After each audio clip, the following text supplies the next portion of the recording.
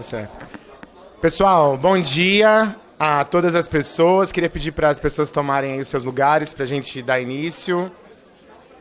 Eu sou o deputado distrital Fábio Félix, aqui do Distrito Federal. Estarei como mediador na nossa mesa de abertura do seminário. Então, bom dia a todas as pessoas. Declaro aberto o nosso 21º Seminário LGBTQIA+, do Congresso Nacional, com o tema Somos o que Somos, 25 anos da proibição da conversão sexual no Brasil. Este evento está sendo promovido pela Comissão de Legislação Participativa em decorrência da aprovação do Requerimento 68 de 2024, de autoria das deputadas Érica Hilton e Luiz Erundina. Da Comissão da Amazônia e dos Povos Originários Tradicionais, Requerimento 20 de 2024, de autoria das deputadas Érica Hilton e deputado Chico Alencar. Da Comissão de Cultura, Requerimento 24 de 2024, de autoria dos deputados Érica Hilton, Fernanda Melchiona, Thalília Petroni, e os senhores Pastor Henrique Vieira e Tarcísio Mota. Da Comissão de Defesa dos Direitos da Mulher, requerimento número 51 de 2024, de autoria das deputadas Érica Hilton, Carol D'Artora, Thalília Petroni, Sâmia Bonfim e Ana Pimentel. Da Comissão de Direitos Humanos, Minorias e Igualdade Racial, requerimento 45 de 2024, de autoria das deputadas Érica Hilton, Daiane Santos, Thalília Petroni, Luiz Erundina, Reginete Bispo e deputados Pastor Henrique Vieira e Ivan Valente. Da Comissão de Pessoas com Deficiências, requerimento 27 de 24, de autoria das deputadas Érica Hilton e do deputado Glauber Braga. Da Comissão de Saúde, requerimento 151 de 2024, de autoria dos deputados deputada Ana Pimentel, da deputada Érica Hilton e deputada Jandira Fegali. Então, gostaria de agradecer a todos aqui presentes nesse momento e que nos assistem também na transmissão. Informo que este evento está sendo transmitido via internet e vídeo e pode ser acessado pela página da CLP no site da Câmara dos Deputados e pelo canal da Câmara dos Deputados no YouTube também.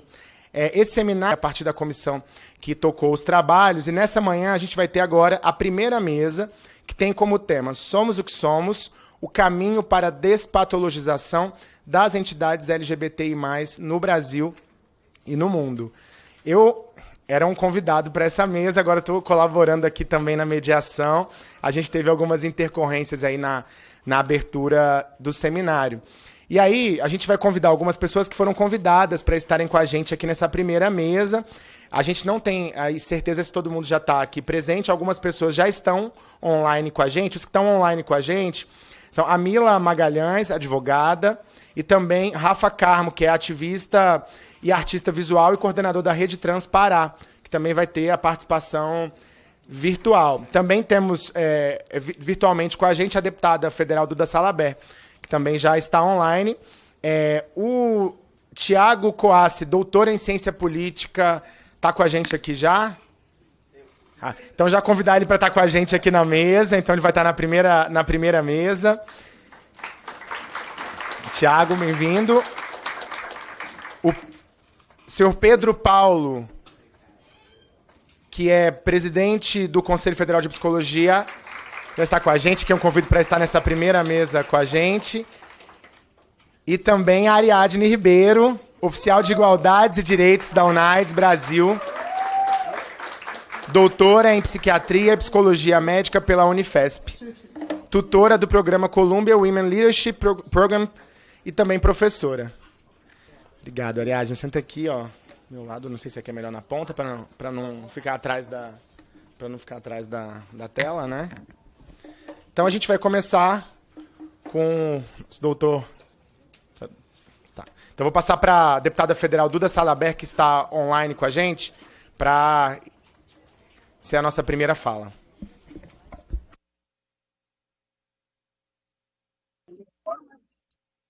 Oi, gente, bom dia.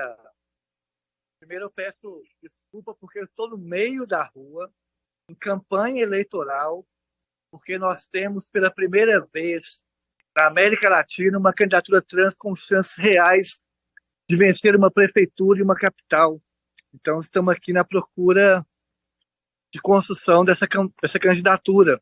E por isso não estou presente no seminário, senão eu estaria com o maior prazer, mas me sinto muito bem representada por todo mundo que aí está construindo a luta e pavimentando o caminho para uma vitória coletiva nossa. Por uma questão regimental, a Casa exige que, para a abertura do seminário, tenha uma parlamentar do Congresso Nacional. Então, farei essa abertura com o maior prazer e peço desculpa por questões técnicas e também por não estar presente. Mas a causa é justa e legítima porque nós teremos uma prefeita trans eleita esse ano. Então, eu declaro aberta o seminário e mando daqui de Belo Horizonte as melhores energias, melhores lutas, e o cenário, o contexto é complicado com o avanço do fascismo, da ultradireita, mas eu nunca vi um movimento tão mobilizado, tão articulado como agora. Então, eu aprendi com o Bertolt Brecht, que disse que a cadela do fascismo está sempre no cio. Então, a gente tem que estar atento e forte, e esse seminário é um momento importante para a gente pavimentar essa luta e também dar munição nessa construção importante desses anos que nos espera. Obrigada, um beijo a todas, todos e todes. Pode contar com o nosso mandato e desculpe a correria, mas a causa é legítima, porque aqui não está Duda Salabert, está todo o coletivo LGBT nessa construção. Muito obrigado e declaro aberto o seminário LGBT. Peço desculpa porque tenho que sair, como já expliquei os motivos. Um beijo, gente. Obrigado, deputada Duda Salabert. Então, como eu já havia dito, a gente teve algumas dificuldades, quem estava agendado para estar com a gente aqui agora pela manhã, e a deputada Duda colaborou aí muito com a sua presença, oficializando aí o nosso seminário, já que, por enquanto, né, Júlia, nossa presidenta do pessoal, eu sou deputado distrital, por enquanto, né? Vou passar a palavra agora ao presidente do Conselho Federal de Psicologia, Pedro Paulo, para suas considerações, 10 minutos.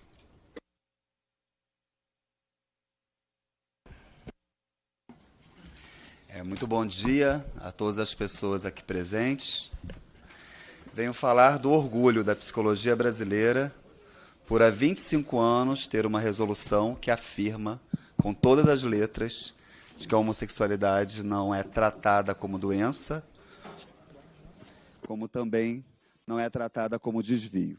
Portanto, não há cura para o que não é doença, não há reorientação para o que não é desvio. Quero dizer que essa nossa resolução, a 01 de 99, que completa este ano 25 anos, ela é uma entre as 1.108 resoluções assinadas por 19 presidentes do Conselho Federal de Psicologia, numa história de 50 anos. Das 1.108 resoluções, nenhuma sofreu tantos ataques parlamentar e jurídico como a nossa resolução 0199. Portanto, falamos de uma resolução sobrevivente, uma resolução que em 25 anos passou por uma série de lutas, por uma série de conquistas e que se mantém de pé, orgulhando a psicologia brasileira, inclusive ao redor do mundo. Eu trouxe uma apresentação com algumas imagens só para a gente ficar um pouco mais didático em relação a isso. A nossa história começa em 1990, quando, numa Assembleia Mundial da Saúde, a homossexualidade ela é retirada do rol de patologias. Tá bom. Tá bom. Obrigado. Eu sou professor, é sempre melhor falar de pé. Bom, nossa história começa em 1990. Em 1990, a Organização Mundial de Saúde retira da Classificação Internacional de Doenças a homossexualidade e acreditávamos, naquela época, que todos os nossos problemas haviam sido resolvidos. Lembrando que essa declaração da OMS ela é resultado também de uma série de lutas históricas dos movimentos sociais ao redor do mundo. Próximo, por favor. Vai ser bem rapidinho, viu? 1999, 9 anos depois da declaração da OMS, o movimento social procura o Conselho Federal de Psicologia, afirmando que, em que pese o fato da retirada da Classificação Internacional de Doenças, havia psicólogos e psicólogas no Brasil promovendo as chamadas terapias de conversão. E é exatamente nesse ano que nasce a Resolução 0199. E nós demos um passo à frente da OMS. A OMS afirmava que não era doença. Nós afirmamos que não é doença e que não é desvio. E que, portanto, não há cura, mas também não há reorientação. São posicionamentos importantes. Posicionamentos, por favor, o próximo, que 10 anos depois, nós percebíamos que era uma resolução ainda muito pouco conhecida no Brasil. Fizemos uma grande pesquisa e, entre os resultados, percebemos, primeiro, que as chamadas terapias de conversão ainda eram uma realidade, 10 anos depois da nossa resolução e 19 anos depois da retirada da CID, mas também, 10 anos depois, começava a ser a nossa resolução utilizada por profissionais não psicólogos. Queria chamar a atenção para o fato de que a Resolução 0199 ela é a resolução da psicologia brasileira mais utilizada por magistrados, em especial à época em que necessitava-se de um posicionamento para conceder direitos ainda não garantidos. Portanto, isso chama a atenção e a resolução, 10 anos depois, mais visível, ela começa a sofrer ataques. Em 2011, o primeiro projeto de lei, o PDC 234 de 2011, que começa a tramitar aqui, nessa casa, e em 2011, portanto, começa uma série de necessidades de defender a própria 0199. 2 anos depois, um retrocesso que é preciso falar, em especial, nesse lugar que nós estamos aqui. A Comissão de Direitos Humanos e Minorias da Câmara dos Deputados, exatamente onde nós estamos nesse momento, aprova, em 2013, um projeto de lei que visava sustar a Resolução 0199. À época, Comissão de Direitos Humanos e Minorias, presidida pelo então deputado Marco Feliciano. Essa época, 2013, começa também a visibilidade da resolução para o país como um todo. Começam memes, cura o Rick Martin para nós, começa uma série de proposições muito diretas, não há cura para quem não está doente, e começa uma série de provocações da sociedade brasileira e a nossa resolução ela começa a ficar realmente conhecida. Próximo. 2017, o nosso primeiro efetivo revés. Uma ação pública movida por psicólogas e psicólogos do Rio de Janeiro, 23, para ser mais preciso, começa-se uma ação pública no Rio de Janeiro, isso chega ao Tribunal Regional Federal da 2ª Região, e um juiz federal aqui do DF concede a descaracterização da nossa resolução. A nossa resolução ela não foi cassada, mas esse juiz passa a determinar que o Conselho Federal de Psicologia não proíba as terapias de conversão. Isso foi em 2017 e, efetivamente, não pudemos julgar eticamente nenhum psicólogo que fazia terapia de conversão até 2019. Portanto, de 2017 a 2019, nós tínhamos uma resolução, mas que não valia, porque era uma resolução que estava proibida de ser efetivada. Próximo. 2018, uma grande ousadia da nossa parte. Estávamos com a nossa resolução cassada e emitimos uma outra resolução. Uma resolução, inclusive, com um resgate histórico da psicologia. Resolução 01/2018 sobre travestilidades e transexualidades. E utilizamos o nome travestilidade e transexualidade na nossa resolução, onde afirmamos, nessa de 2018, que travestis e transexuais não são pessoas patológicas, de que a identidade trans é uma identidade autodeclarada e que a transfobia não poderia ser tolerada no exercício profissional da psicologia. A 0199, sobre homossexualidade, é a mais atacada ao longo da nossa história. A 01/2018 é a mais rapidamente atacada da nossa história. 72 horas depois de sua promulgação, no dia 29 de janeiro de 2018, 72 horas depois, chega uma ação civil pública movida pelo Ministério Público Federal de Goiás, solicitando a cassação dessa resolução. Mas a resolução nunca foi cassada. Nós a defendemos, inclusive, dizendo para o judiciário que a resolução cassada sobre homossexualidade era uma coisa e essa resolução sobre travestilidade e transexualidade era uma outra coisa. Precisamos, naquela época, dizer ao judiciário que orientação sexual era uma coisa e que identidade de gênero era outra. Próximo. Também, desculpa, só retornando. Também em 2018, só volta, por favor. Em 2018, nós lançamos um livro, Tentativa de Aniquilamento de Subjetividades LGBTIs, com histórias de pessoas, de brasileiros e brasileiras, que passaram por terapias de conversão, onde eles contavam para nós as violências que continham essas chamadas terapias e, portanto, um instrumento importante de luta para dizermos à sociedade brasileira por que somos contrários às terapias de conversão. Próximo. 2019, algumas respostas, foram os 20 anos da resolução, nessa época a resolução ainda descaracterizada, entramos com uma reclamação constitucional no STF e conseguimos uma liminar, à época redigida pela ministra Carmen Lúcia, e com essa liminar, porém apenas uma liminar, voltamos a ter a nossa resolução da maneira como ela era. Próximo. 2019, também um momento importante para nós. Esse sou eu, ainda não era o presidente do Conselho Federal, era candidato a presidente do Conselho Regional no Rio de Janeiro, e ali Rosângela Justino, uma psicóloga muito conhecida por muitos e muitas de nós, uma psicóloga que é conhecida pela sua defesa às chamadas terapias de conversão. Esse debate aconteceu no Senado, porque aconteceu entre dois candidatos. Eu era candidato a presidente do Conselho Regional do Rio e ela era candidata a presidenta do Conselho Federal de Psicologia. A chapa em que ela estava à frente foi a quinta colocada, num total de 5 chapas inscritas. Mas, de todo modo, foram mais de 5.000 votos que essa candidatura recebeu. Não foi eleita, mas aí, então, inicia-se um processo muito mais efetivo de tentativa de tomada da psicologia brasileira por uma certa ala fundamentalista do nosso país. Próximo.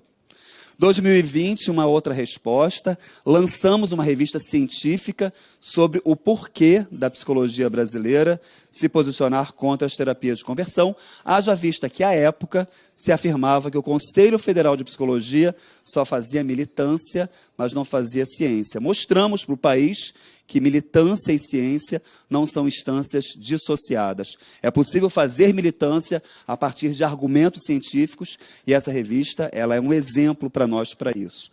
Próximo. A vitória vem em 2020 por um julgamento da nossa ação de reclamação. A resolução 099 agora definitivamente passa a ser resgatada. Próximo. 2021, as primeiras reverberações institucionais, o então governo recém-eleito dos Estados Unidos, Joe Biden, através da sua vice-presidenta Kamala Harris, espero que seja a próxima presidenta, Kamala Harris convida o Conselho Federal de Psicologia para ir à Casa Branca para dizer, naquela legislatura, a história da 0199 para ver de que maneira os Estados Unidos poderia seguir o modelo do Brasil, proibindo as terapias de conversão a partir da psicologia. Em tempos de afirmação de decolonialidade, é muito importante dizer que, neste momento, o Brasil diz aos Estados Unidos qual foi a nossa história para os Estados Unidos fazer uma história parecida com a nossa, uma história reconhecida como uma história de sucesso. Próximo. 2022, um outro momento importante, pela primeira vez, um presidente LGBTQIA+, é eleito para o Conselho Federal de Psicologia, que sou exatamente eu.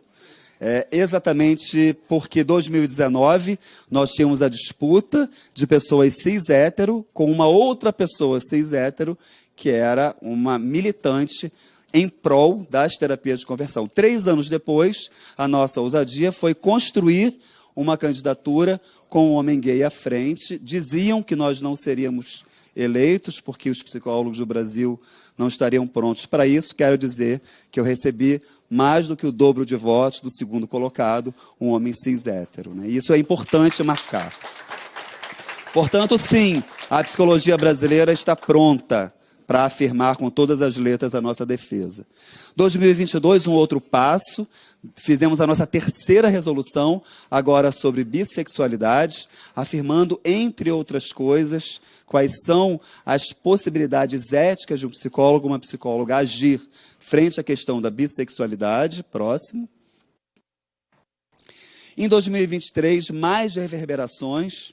porque diziam que o Conselho Federal de Psicologia, ao proibir as chamadas terapias de conversão, proibia a ação de psicólogas e psicólogos frente à população LGBTQIA+.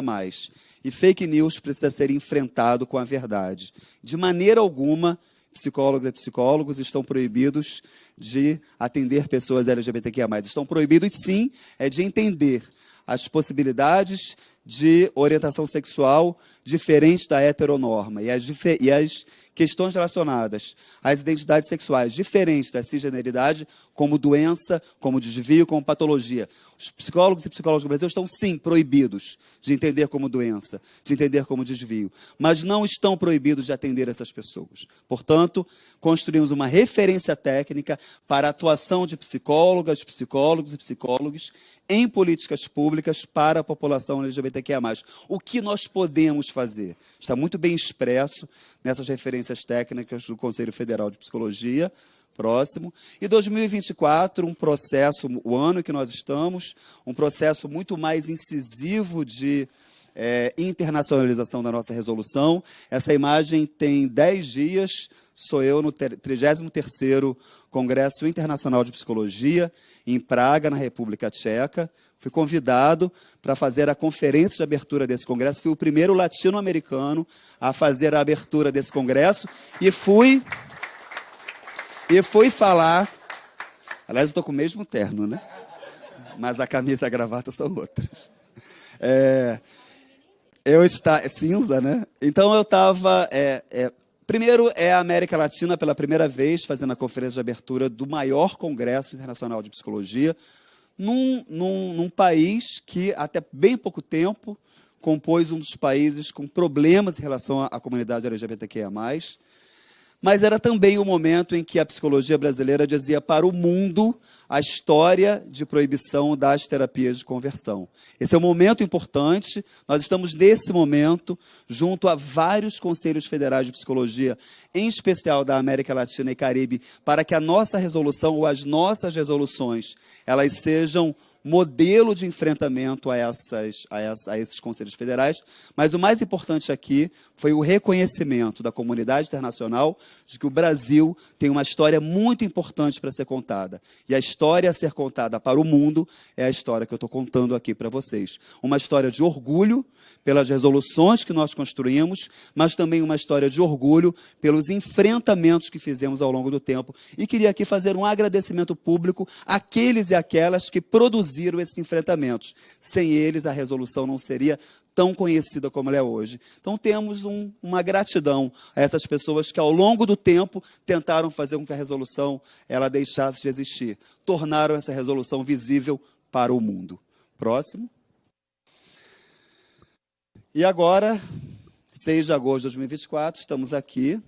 E é muito simbólico estar aqui na Comissão de Direitos Humanos e Minorias. Foi aqui, quando esta comissão aprovou o PDC 234 de 2011, que pela primeira vez as terapias de conversão foram apelidadas no Brasil por projetos de cura gay. É muito simbólico voltar aqui, não para defender aquilo que na época foi impossível ser defendido, mas para dizer do nosso orgulho por 25 anos produzindo enfrentamentos e fazendo com que essa resolução fosse efetivamente sobrevivente. E então, nosso muito obrigado por estar aqui hoje, nosso muito obrigado por todas as pessoas que construíram esses enfrentamentos e muito obrigado aos psicólogos e psicólogas brasileiras por terem entendido que sim, era um momento da nossa história de um de nós estar à frente da presidência da maior psicologia do mundo. Somos hoje 539 mil profissionais de psicologia no Brasil. Somos eleitos, a presidência do Conselho Federal ela é eleita pela categoria. Nós não somos eleição indireta como a maioria dos conselhos.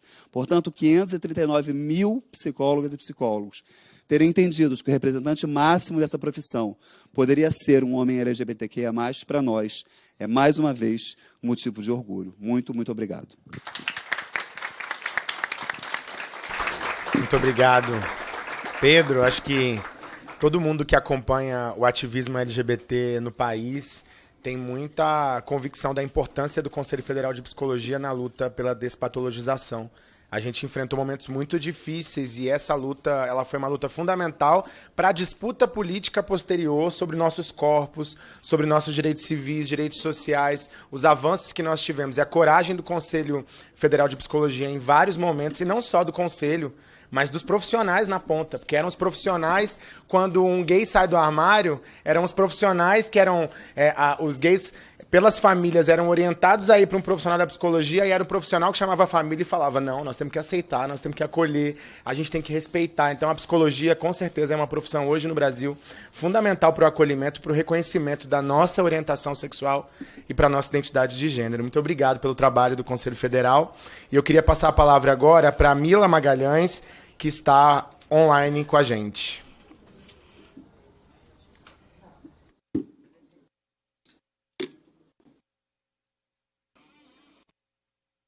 Olá, tô aparecendo, gente? Sim, estamos conseguindo te ouvir. Consegue me ouvir? Bom dia, primeiro eu gostaria de cumprimentar a todos.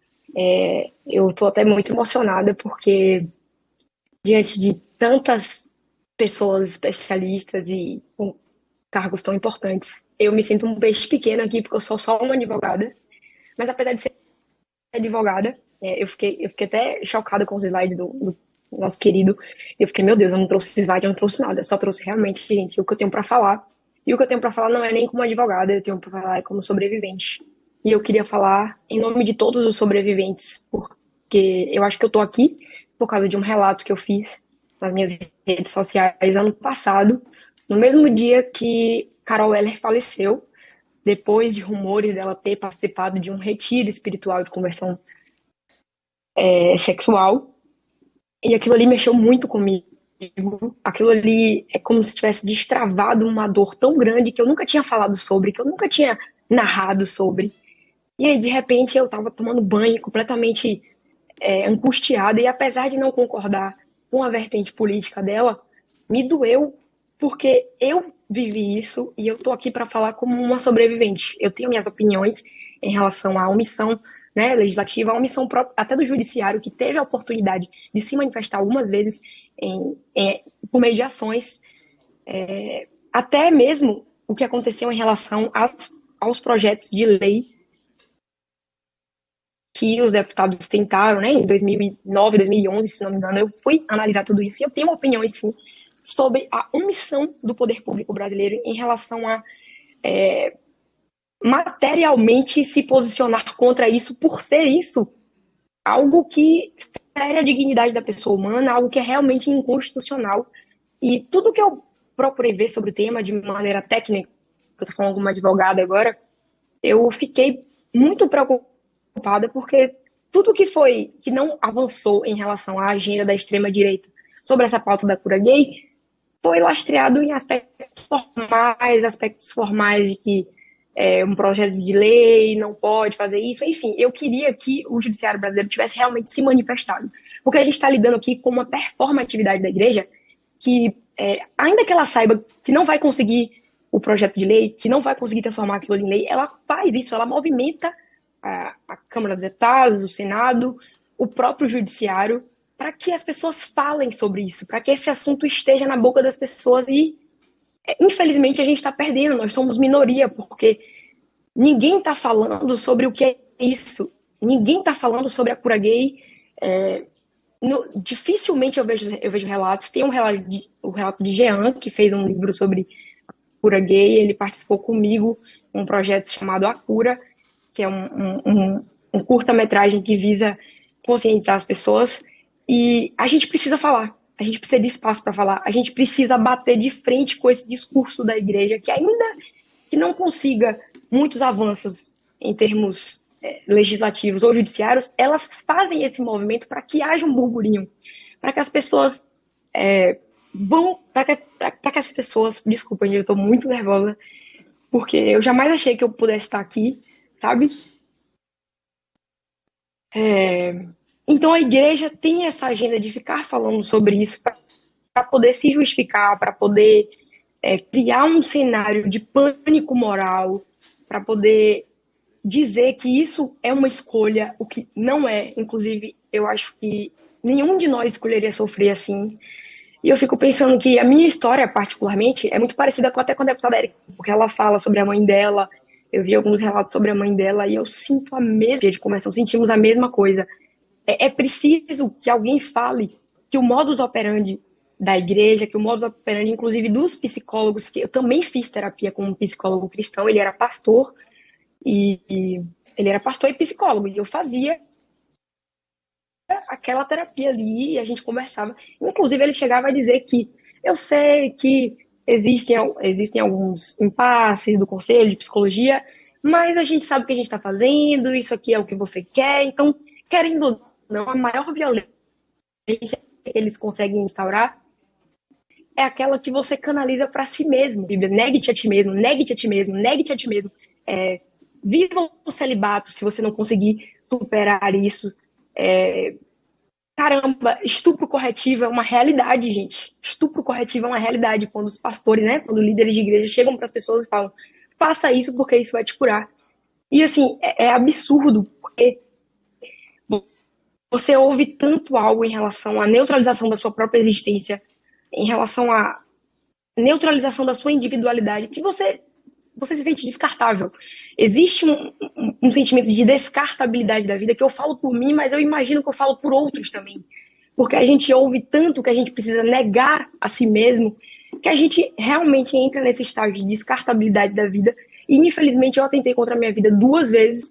E eu queria que essa não fosse a história da minha vida, mas essa é. Hoje eu estou aqui falando para vocês, estou aqui de Salvador, na Bahia. Queria até mandar um beijo pro pessoal do Grupo Gay da Bahia, que foi o grupo que encaminhou muito desses avanços que a gente tem em relação à despatologização da homossexualidade. Então, eu queria mandar um abraço para eles, porque eu também sou baiana, estou aqui. E eu nem acredito que eu estou tendo essa oportunidade de dizer prestem atenção às pessoas. Eu sei que isso aqui engloba algo mais generalizado, projetos de lei, criminalização, mas eu venho fazer um apelo pessoal, eu venho fazer um apelo individual, porque me dói. Porque eu sei o quanto a gente sente a descartabilidade da vida e o quanto é fácil a gente achar que o mundo com a gente aqui, o mundo sem a gente aqui é a mesma coisa, porque nós somos ensinados, né, doutrinados a neutralizar a nossa individualidade, a nossa personalidade. Eu não pude desenvolver quem eu sou. Eu não sei o que eu sou, eu não sei o que eu gosto, porque eu já nasci num meio eu já nasci num meio religioso, já nasci no meio culpador, e no meu vídeo eu até falo, eu queria que agora que eu tô livre, sim, eu queria que as pessoas prestassem atenção nas pessoas da sua LGBT, e a participação de programas de conversão sexual é absurdo, só que talvez as pessoas não estejam muito linkando as informações, até porque quando eu postei meu vídeo, muitas pessoas ficaram muito assustadas, achavam que era mito, sabe? Então, existe essa atmosfera de achar que o que a gente está falando seria uma utopia, né? Mila, algo que não existe. Existe até hoje. Mila, a gente está... que fazem terapia de eletrochoque. A gente está com uma dificuldade, porque está cortando um pouco o seu vídeo.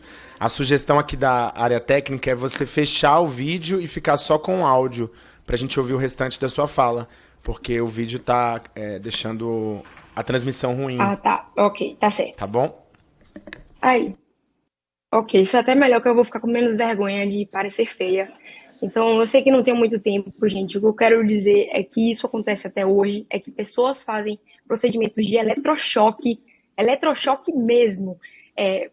Procedimentos como o próprio estupro corretivo, que são indicados pelos líderes religiosos.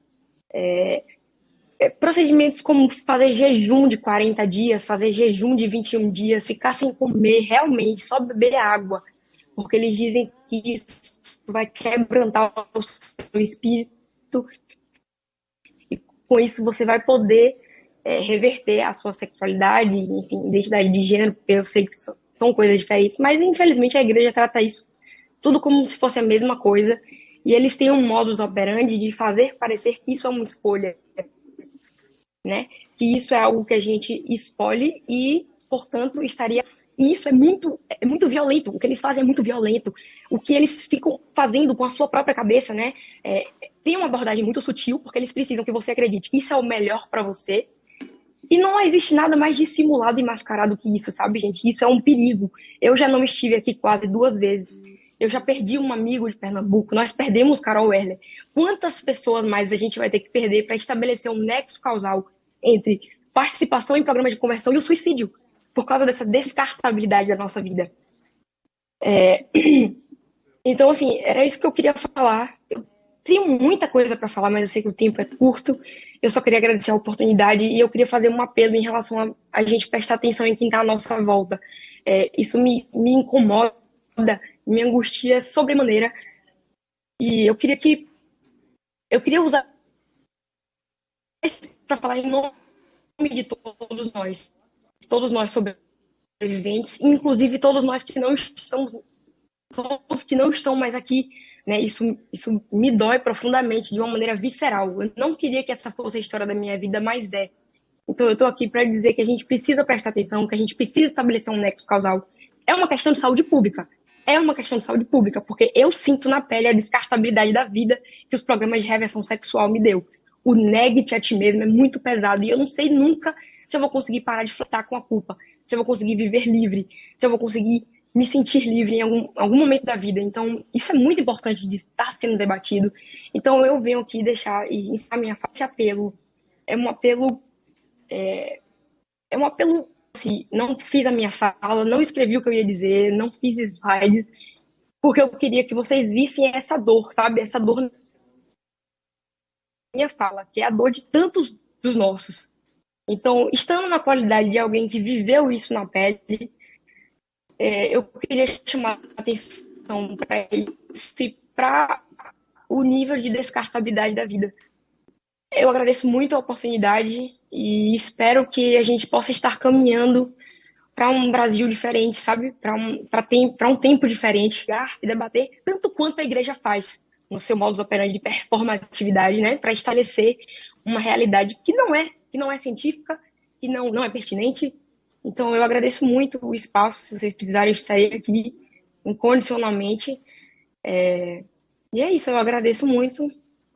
Um abraço daqui direto de Salvador, da Bahia.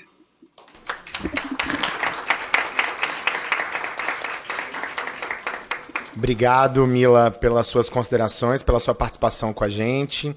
Fica aí também o nosso abraço, a nossa solidariedade. A gente sabe como são duros os processos e as consequências advindas das terapias de reversão sexual e que elas ainda acontecem no Brasil.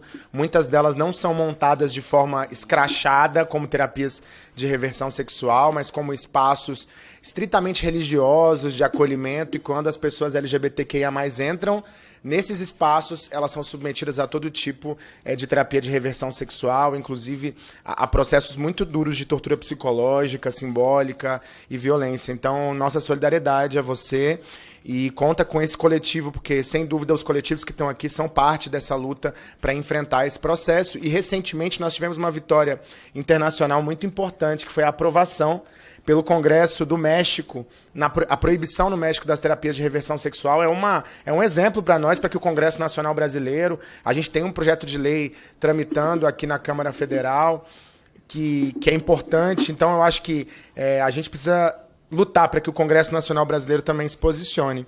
Eu vou passar agora a palavra ao Thiago para suas considerações. Em seguida, eu volto para o online com o Rafa. Muito obrigado, Fábio.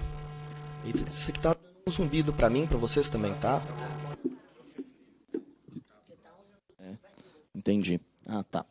Bem, primeiro, muito obrigado, Fábio. Queria também agradecer o convite das deputadas Duda Salabert e Érica Hilton para estar aqui. É uma honra poder participar nesse evento, numa casa, né, que representa nós, o povo. É uma honra também dividir essa mesa com o Pedro Paulo, com a Ariadne e também com o Fábio, que são pessoas incríveis e que eu admiro muito o trabalho. Bem, eu sou o Thiago Quatti, eu sou advogado e cientista político, e durante a minha trajetória acadêmica eu dediquei as minhas pesquisas a estudar os direitos e as políticas LGBT numa perspectiva comparada Brasil, América Latina e saindo um pouco também.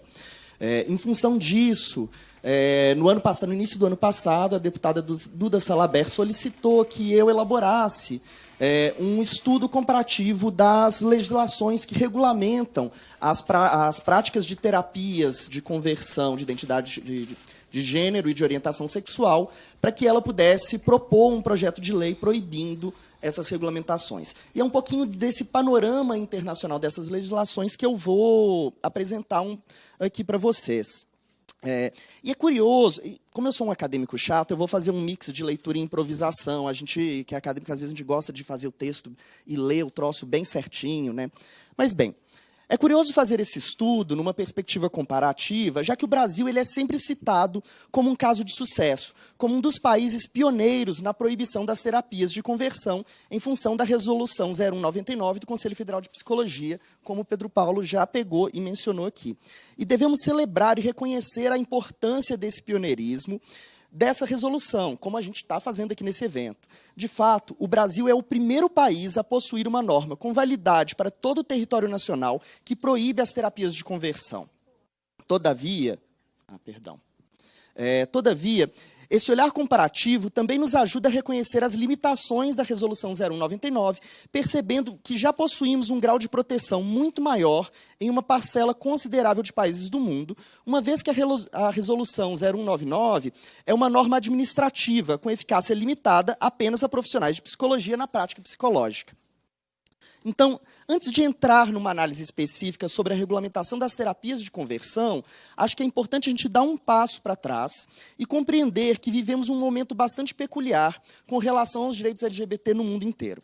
Ao mesmo tempo que vemos crescer o número de legislações favoráveis aos direitos LGBT, cresce também o número de legislações contrárias, como recriminalizações da sodomia, leis que proíbem o uso de banheiro segundo gênero para pessoas trans, ou até algumas que proíbem terapias de afirmação de gênero. É um momento paradoxal de avanço e backlash simultâneo e por todo o mundo. Precisamos também conhecer um pouco melhor sobre o que são as ditas terapias de conversão.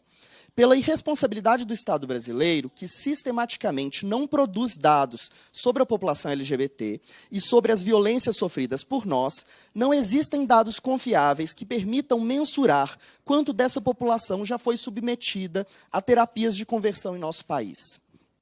No entanto, estudos realizados nos Estados Unidos e em outros países permitem ter uma dimensão do possível problema. O estudo de Minley e outros afirma que 18% dos homens que se identificam como minoria sexual teriam reportado alguma experiência de terapia de conversão ao longo da vida.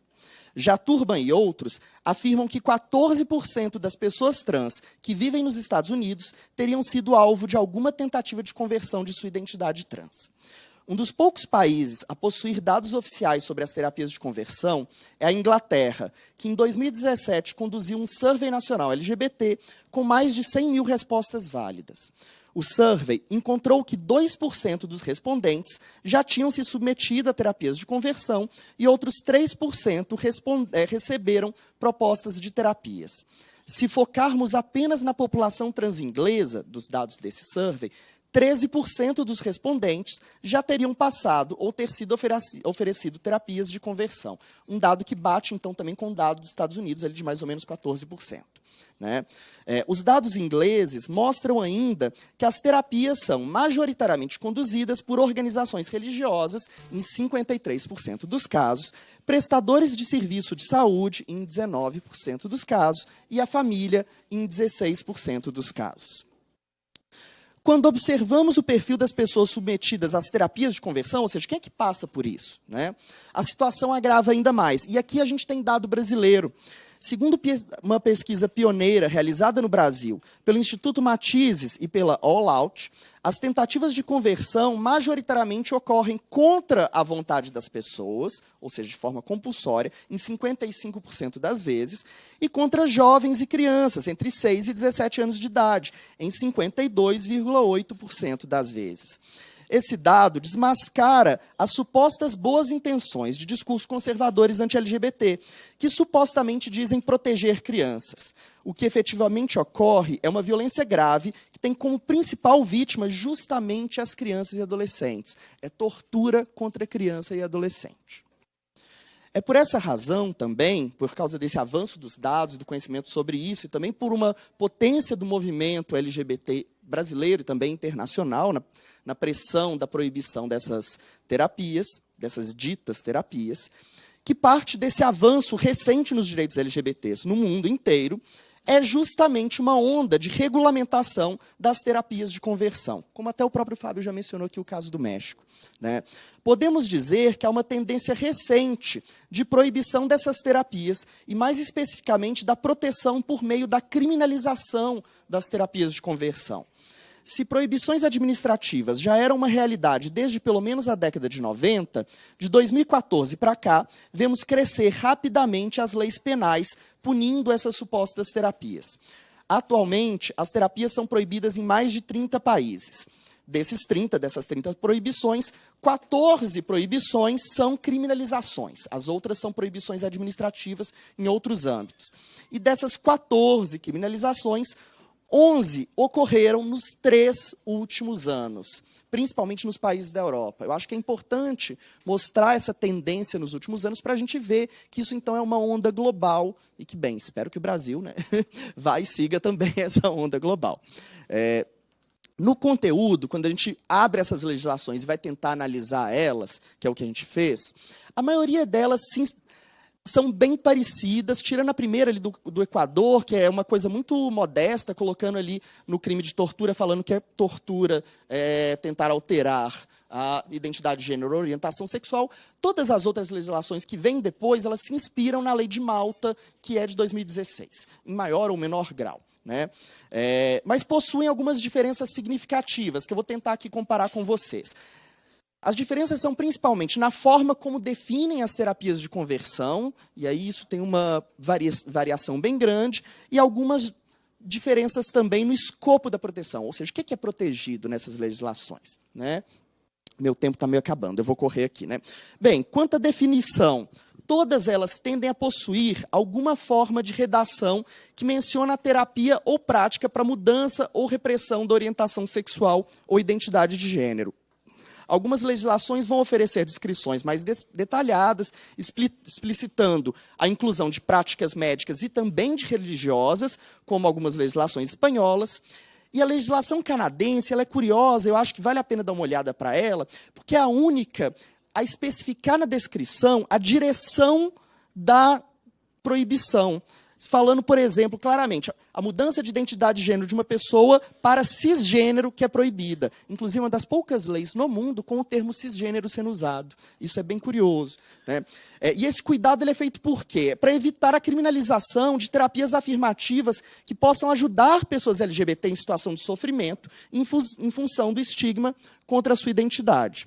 Outras legislações, elas optam por caminhos diferentes para atingir mais ou menos o mesmo fim, como explicitar o que não é considerado terapia de conversão. Por exemplo, a Lei de Malta e da Nova Zelândia, que elas pegam e falam assim, na definição de terapia de conversão, não inclui auxiliar uma pessoa a expressar sua identidade de gênero. Então, de alguma forma, tem estratégias também para garantir que essas terapias, para auxiliar as pessoas trans, ou as pessoas LGBT de forma geral, a lidar com seu sofrimento, né, não seja proibido. Agora, sobre o escopo da proteção, o que é protegido, varia. Para tentar resumir aqui um pouco, que meu tempo está acabando. Algumas leis proíbem as terapias em relação à orientação sexual, identidade de gênero, e outras últimas, expressão de gênero também. Mas expressão de gênero, poucas leis protegem. A maioria só protege identidade de gênero e orientação sexual, tá?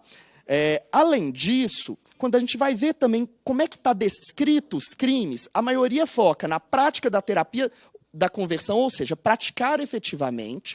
Outras protegem também a publicidade, você divulgar, informar sobre terapias de conversão, a promoção, e outras protegem também você encaminhar. Você é um profissional de saúde, eu não vou praticar não, mas deixa eu te encaminhar aqui para um profissional que pega. E a gente identificou também que tem alguma coisa que tem um formato, para ir concluindo, tem um formato também de cura, dessas ditas curas, que essas leis, esses projetos de leis não têm abrangido e que tem sido muito comum, tanto no Brasil quanto em outros países, que já tem algum tipo de serviço de saúde atendendo e oferecendo uma terapia afirmativa para pessoas LGBT, que é o impedimento a acesso à saúde por pessoas LGBT. A gente viu isso, por exemplo, lá no estado de Minas Gerais, com algumas denúncias, porque alguns ambulatórios tinham parceria, por exemplo, com prisões, e aí algumas pessoas LGBT que estão no cárcere ou então no sistema socioeducativo faziam acompanhamento nos ambulatórios. Aí a gente via pessoas falando assim: larga, para de ser atendido lá no ambulatório, larga isso, que aí você vai ter menos medidas, seu tempo aqui vai ser mais tranquilo. Ou então pessoas que tentam, de alguma forma, impedir que as pessoas LGBT acessem esses serviços de afirmação da sua identidade. Isso também é uma forma de terapia, uma forma também de cura, entre aspas, bem LGBT. Meu tempo já acabou, eu extrapolaria aqui falando um pouco mais, mas eu acho que a gente precisa aqui no Brasil, então, tem 2 projetos de lei para concluir, tramitando, na verdade 4, mas 2 que eu considero mais robustos, um que é o da Duda, outro que é o da Érica, que buscam caminhos diferentes, que eu acho que vale a pena a gente dar uma olhada, vale a pena a gente fortalecer a tramitação desses projetos de lei. E, para além disso, eu acho também que projetos de lei que criminalizam isso é muito importante, mas eu acho que uma regulamentação administrativa também, que punem, por exemplo, mexe no bolso de clínicas, né, que, de alguma forma, também praticam essas terapias, seria muito importante. Mas, bem, é isso. Para não extrapolar mais, eu paro por aqui. Muito obrigado. Obrigado, Thiago. Muito importante a sua reflexão. E a gente, inclusive, no DF, tem um projeto de lei tramitando que pune administrativamente as terapias de reversão. Então, eu acho que esse é um caminho interessante porque você acaba direcionando no bolso das comunidades terapêuticas, das clínicas, religiosas ou não, que praticam ou que têm esse tipo de prática. Deve ser copiado em outros estados, né? Então eu acho que esse pode ser um exemplo aí. A minuta com certeza está disponível para todo mundo. Eu vou passar a palavra agora ao Rafa Carmo, que está online, e daqui a pouquinho eu vou citar algumas presenças, porque eu não sou daqui, né, gente? Deputado federal. Estou ajudando aqui por enquanto, estou ajudando na mediação, mas lá na minha... Eu sou deputado distrital, que é a mesma coisa que vereador.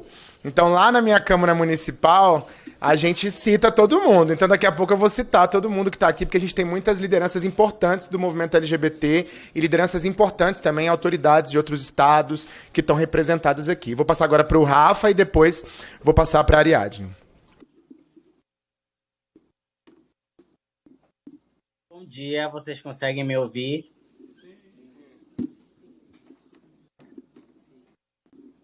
Sim. Vocês estão conseguindo me ouvir? Sim. A gente está ouvindo sim. Ah, tá bem. Gente, mais uma vez, bom dia. Queria agradecer o convite, né, de estar presente aqui. É um espaço muito importante para a gente fortalecer esses debates, né, do que tange a questão da despatologização das nossas identidades, orientações sexuais, né? Eu faço parte atualmente, né, da Rede Paraense de Pessoas Trans, faço parte da coordenação dessa instituição que é voltada a pessoas trans, né, mulheres trans, travestis, pessoas não binárias, e também estou compondo, né, a diretoria da Rede Nacional de Pessoas Trans do Brasil, a Rede Trans, e queria também, antes de iniciar minha fala, né, eu acho que trazer um pouco da vivência também, fazer minha audiodescrição, né? Eu sou um homem negro, tenho barba, uso cabelo curto e crespo, estou com uma camisa branca e o fundo, né, a parede é um fundo cinza com um fundo branco com detalhes cinzas. Bom, quando a gente fala sobre esse tema, né, é importante a gente compreender as falas que me antecederam. Tem muita coisa que eu falaria, mas que eu vou pontuar aqui, né, do que eu acredito ser importante também, da gente compreender o quanto hoje essa linguagem, né, dessa questão da conversão das nossas identidades e orientações sexuais, elas vêm sendo trabalhadas em diversos espaços e de forma diferente, né? Eu atualmente percebo muito isso dentro, por exemplo, da utilização das redes sociais hoje, né? A gente percebe que isso tem auxiliado muito nesse debate da conversão das nossas identidades e orientações sexuais, né? A gente vê aí pessoas trans em massa sendo utilizadas como, digamos, personagens para se vender essa imagem de que é possível uma cura, né? Digamos assim. né, como os outros companheiros e companheiras já falaram antes de mim, e o quanto isso é prejudicial para a nossa questão da saúde mental, da nossa segurança, da nossa autoafirmação de identidades, né? Quando a gente leva isso para um contexto de vivência social, né?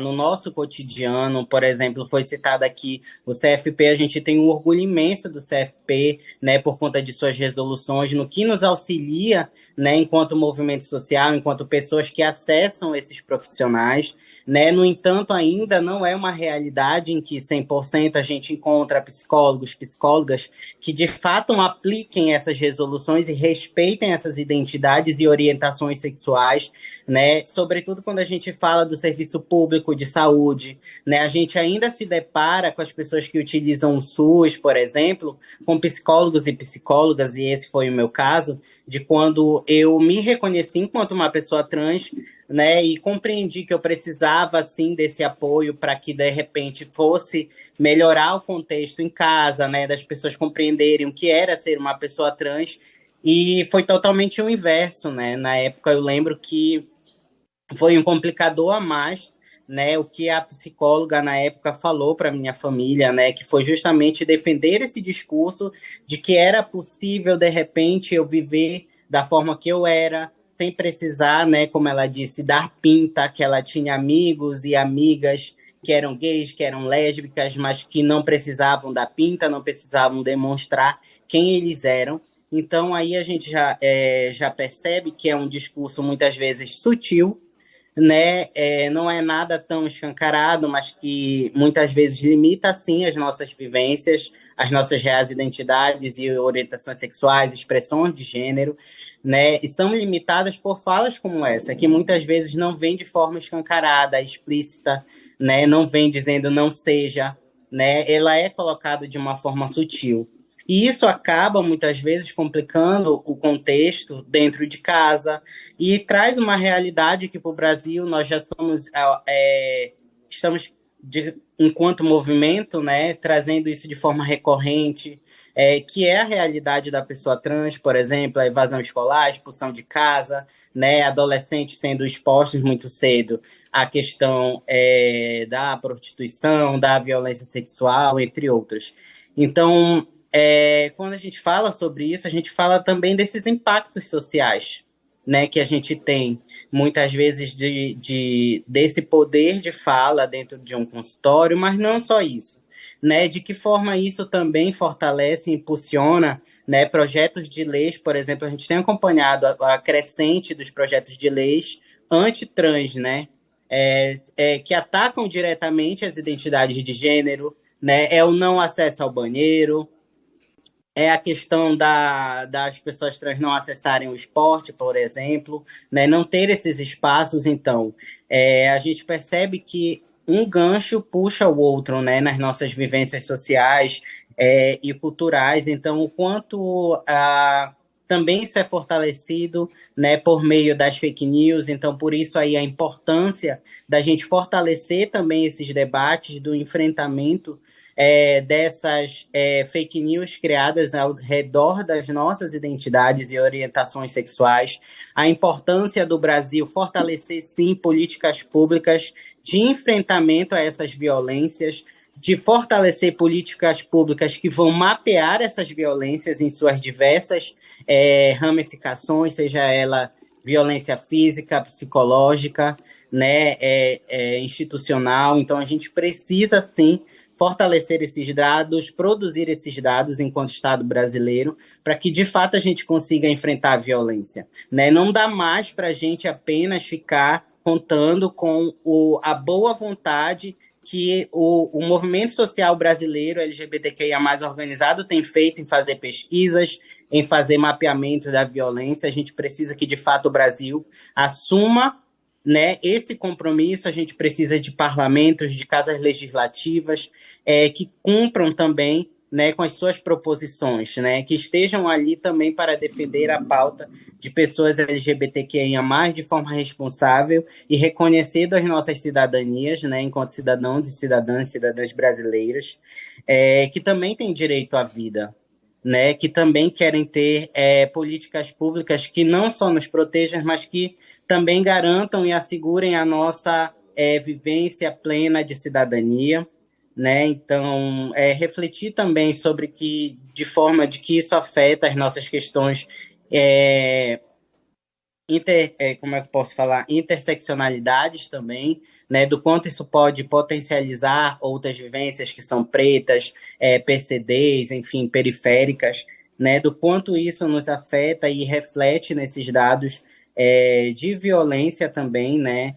E que nossa educação também, né, ela seja trabalhada de uma forma mais inclusiva, porque esse debate ele precisa estar, sim, também dentro das escolas. A gente precisa que as pessoas tenham conhecimento desse tema de uma forma que não seja por vias de fake news e também nem por discursos apenas conservadores, né? A gente precisa que isso seja, de fato, assumido também, né, dentro dos espaços das escolas, né, que campanhas sejam fomentadas, né? Eu acredito que fortalecer enquanto Estado brasileiro, e junto, por exemplo, ao CFP, campanhas em que as pessoas saibam aonde denunciar essas condutas desses profissionais, né, que destoam totalmente das resoluções hoje apresentadas pelo CFP, por exemplo, né, em que pouco se fala sobre isso. Muitos de nós temos conhecimento de determinadas legislações ou resoluções porque nós estamos dentro do ativismo, né? Mas se a gente parar para pensar quem está fora dessa bolha, de que forma a gente vai alcançar essas pessoas? Porque essas pessoas continuam passando por essas violências e muitas vezes não sabem onde registrar, né? Não sabem, não têm conhecimento de que tem um projeto de lei em andamento para que talvez a gente enfrente essa violência, né, que ataca diretamente as nossas vivências. Então, eu acredito que uma das proposições é essa, a gente fortalecer, né, o trabalho que tem sido feito pelos movimentos sociais e também pelo Conselho Federal de Psicologia, né, para que as pessoas, por exemplo, comecem a registrar essas violências, que isso também é importante na formulação de dados, né? E que nós tenhamos o apoio do Estado brasileiro, enquanto executivo, legislativo, né, que possa também fortalecer campanhas como essas, né, de enfrentamento e proibição, né, da repressão sexual. E a gente tem percebido que isso é um movimento, né, internacional, como o Thiago bem trouxe aqui, né, brilhantemente na sua fala. Então, a gente precisa, de alguma forma, fazer esse enfrentamento, né? Então, hoje a gente sabe que o cenário dentro do parlamento ele é muito difícil para que nós tenhamos leis que sejam aprovadas em prol da população LGBTQIA+, nesse sentido, né? Algumas leis ou projetos ainda passam, mas justamente quando não se mexe na questão orçamentária e financeira, né? A gente ainda consegue aprovar alguma coisa a nível de município ou alguns estados, mas a gente ainda carece, né, de políticas públicas e leis, né, no Brasil, de fato, aprovadas no cenário nacional, né? A gente tem algumas iniciativas em estados e municípios, mas a nível federal a gente tem poucas aprovações. A gente passou por um processo delicado no Brasil, né, de uma gestão que justamente visou o desmonte e focou justamente nas nossas identidades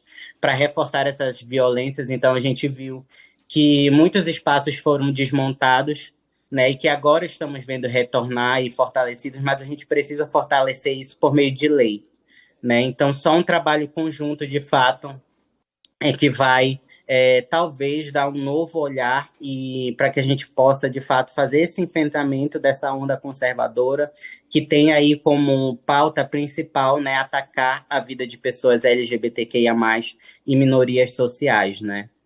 Acredito que é isso, eu já extrapolou meu tempo, nem percebi.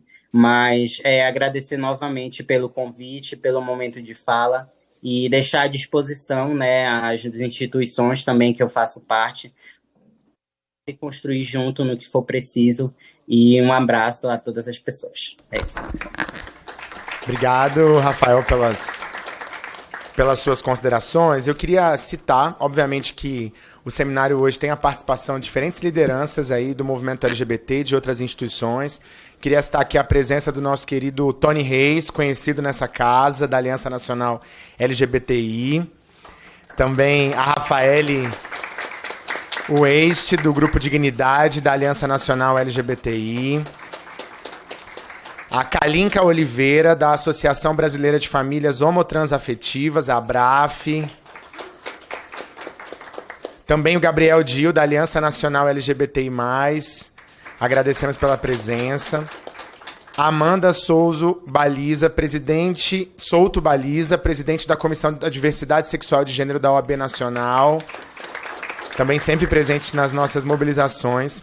A Michele Meira, que eu acho que deu uma saidinha, que é secretária da Secretaria da Diversidade, a primeira Secretaria da Diversidade do país, que é a Secretaria do Estado do Ceará, que também está aqui presente acompanhando o seminário hoje.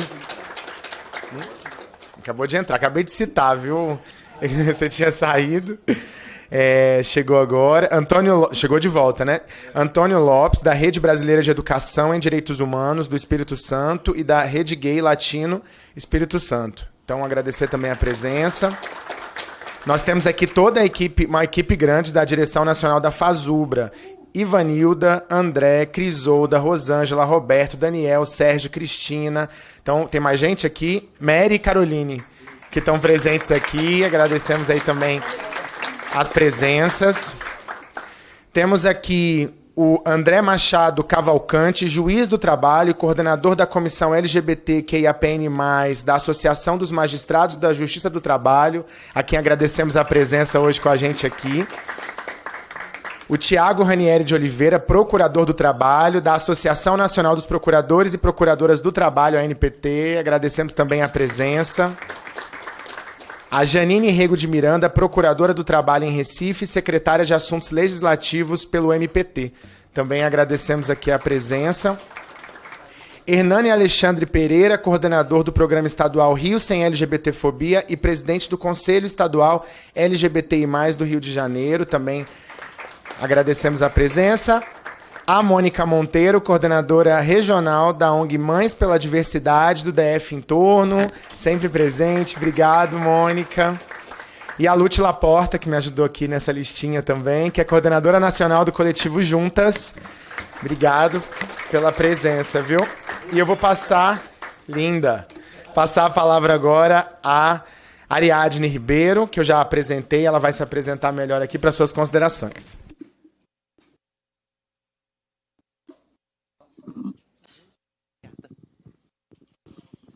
Bom, todo mundo ouvindo? Bom dia a todas, todos e todes. É um prazer e uma honra estar aqui e falar, principalmente depois de Pedro Bicalho, de Tiago Couto, Rafael, enfim, tantos outros que eu já tive a oportunidade de conhecê-los e trocar ideias sobre todas essas informações que a gente está falando aqui. Tomar liberdade para falar primeiro, né? Antes de trazer dados e informações mais robustas a respeito, né, do lugar onde eu trabalho, falar que a minha carreira ela começa a partir desse processo, né, de passar por uma comunidade terapêutica, passar por um processo também de olhar para a minha identidade de gênero não como algo que fosse possível, mas algo que era um desvio e a partir dali, me construir, tentando me estabelecer enquanto ser humano. Então, começo essa fala dizendo que, para mim, é uma honra muito grande estar falando sobre isso nesse evento aqui hoje. A minha carreira toda se faz a partir da dependência química e de uma ressignificação da minha história. Hoje, a minha percepção a respeito dessas questões, ela modificou, porque a gente é ser humano, a gente evolui, a gente aprende. Mas, de alguma forma, eu acho que foi necessário passar por aquele processo para compreender um pouquinho melhor por onde se instala, né, essa ideia de normalização da discriminação pelos corpos diferentes. Então, começar aqui, pode passar. O que é a AIDS, né? O que o HIV/AIDS vai ter a ver com terapia de conversão ou com o tema desse debate de hoje? Tudo a ver. tudo a ver, principalmente quando a gente fala do Programa Conjunto das Nações Unidas, do UNAIDS, que faz um tipo de monitoramento e desde 2021, a partir das metas 10-10-10, a gente também monitora leis. Leis que tentam retirar direitos de populações específicas. Leis que acabam embarreirando o acesso de populações específicas. E grande parte dessas leis também se baseia dentro da mesma lógica da conversão. Também se baseia dentro da mesma lógica da discriminação como uma forma de impedir que essas pessoas possam ascender, seja no seu tratamento, no direito fundamental à saúde, ou até mesmo na cidadania, no direito fundamental à vida. Então, a AIDS ela começa com esse mesmo cenário, né? Então, em 1980, a gente tem uma campanha de mídia massiva que tenta colocar a culpa da pandemia de HIV/AIDS sobre corpos que estavam sendo mais afetados pela doença. Não que necessariamente havia alguma, né? O vírus ele não é homossexual, ele não escolhia, ele não tem orientação sexual. O vírus é vírus. Ele vai buscar o hospedeiro e vai procurar a replicação através de uma célula de defesa. Então, não há nada que pudesse ser substituído. No entanto, algumas comunidades médicas faziam questão de ainda exigir, né, e falar que as pessoas mais afetadas pela AIDS eram aquelas pessoas que tinham aí questão de hemofilia, questão da homossexualidade e uso de substância. Então, a discriminação sempre foi o pano de fundo da luta contra a AIDS. Pode passar? E aí a gente tem aí alguns jornais da época, né? Um deles é internacional, dos Estados Unidos, e o outro aqui do Brasil, falando exatamente a mesma coisa. Novamente, colocando a AIDS como câncer gay. Tudo isso é uma estratégia. Essa estratégia é a estratégia de tentar, de alguma forma, demonizar as pessoas que estão mais vulnerabilizadas. A gente vê isso também, essa mesma estratégia acontecendo em diversas outras formas, mas é um modus operandi. Pode passar? E aí a gente tem algumas pessoas públicas que acabam mostrando seus rostos e dizendo, olha, eu sou ser humano e tenho HIV. Aí as pessoas começam a se confundir. Não, mas não era só quem é menos humano? Não é só quem é mais...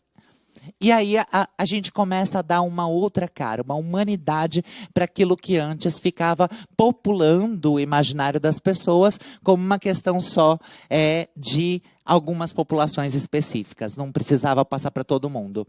Bom, a partir do programa nacional de AIDS, criado em 1986, e depois, né, em 88, ele se estabelece junto com a Constituição Federal, dando uma outra cara para a ideia de saúde pública, né, dando uma outra perspectiva para a ideia de saúde pública, foi movimentar os movimentos sociais, contribuindo dentro do papel do executivo de criar políticas públicas baseadas não só em evidência, mas que garantisse a participação social.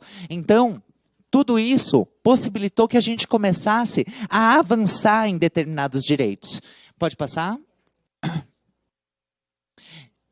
E aí, ó, o artigo 6º da Constituição são direitos sociais, a educação, a saúde, a alimentação, o trabalho, a moradia, o transporte, o lazer, segurança, a previdência social, proteção à maternidade, à infância e assistência aos desamparados na forma dessa Constituição. E o artigo 196, a saúde é um direito de todos e dever do Estado, garantido mediante políticas sociais e econômicas que visem a redução dos riscos de doença, de outros agravos e ao acesso universal e igualitário às ações e serviços para a sua promoção, proteção e recuperação.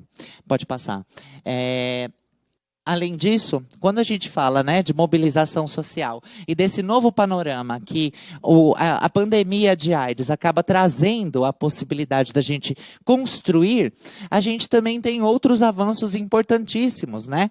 Que foi, então, a manifestação de pessoas que estavam lutando pelo direito à saúde sobre sua sexualidade. Então, o movimento LGBT ele se retroalimenta das políticas públicas públicas de AIDS desde a sua criação, em função do reconhecimento de suas identidades, em função do reconhecimento de suas especificidades para a política pública. Isso possibilita, inclusive, que em 2004 a gente tenha, com o apoio do Ministério da Saúde, o lançamento da visibilidade trans. A gente começa, então, a ter um pouco mais de visibilidade e nossas demandas começam a ser percebidas pela sociedade como um todo. Antes disso, era um assunto muito mais do privado, como a gente ouviu aqui falando também, né? A Mila, muito bacana poder ter ouvido as pessoas antes de iniciar a apresentação, para poder também referenciar. Olha o que de fato a gente está lutando contra, né? A gente tem que comemorar sim e muito, né? Esse processo, né, são 25 anos que a gente tem proibida aqui no Brasil a conversão, a terapia de conversão sexual. No entanto, a gente tem uma outra forma maquiada de fazer a mesma coisa, né? E aí a gente vai ver na quantidade de leis que estão surgindo, tentando pode passar, na retirada de leis que na quantidade de leis apresentadas, tentando retirar direitos das pessoas. E aí a gente tem uma redução da discriminação percebida pelas pessoas mais afetadas pela epidemia, em função da visibilidade que se dá para as pautas interseccionais e também subjetivas de populações que estavam sendo mais afetadas, e ao mesmo tempo a gente tem uma influência na produção de medicamento e na produção também na produção própria, né, de mecanismos de controle de doenças aqui no Brasil. Mas pode passar?